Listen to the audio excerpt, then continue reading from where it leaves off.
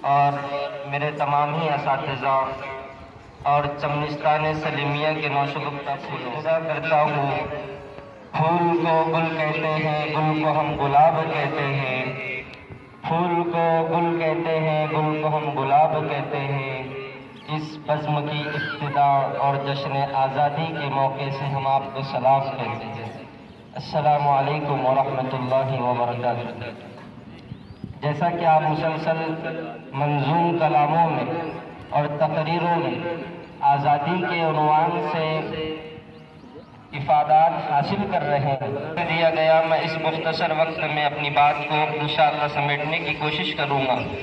آپ اس بات کو ذہن میں رکھیں کہ ہماری ملک کی آزادی کے لیے ہمارے جن اکابرین نے اپنی قربانیاں پیش کی، اپنے آپ کو میدان عمل میں اتارا، وہ انہی مدرسوں سے پڑھنے والے طلباء تھے۔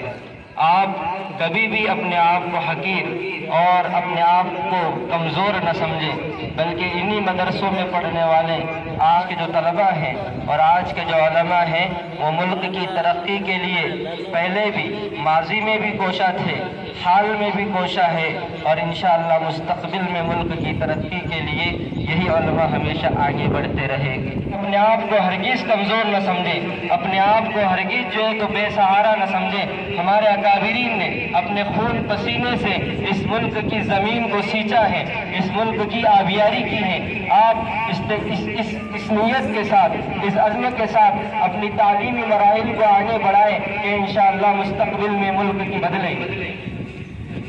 عزم کریں، ہم اپنے آپ کو بالکل کم ہمت نہ سمجھیں۔ ملک کے حالات جس طرف جا رہے ہیں، ملک جس طرف کروٹ لے رہا ہے، ایسے موقع سے میرے طلبہ برادری سے میں یہ کہوں گا کہ ہمیں اپنی محنتوں کو بڑھا دینا چاہیے اور ملک کی ترقی کے لیے جو کچھ کر سکتے ہیں کر گزرنا چاہیے۔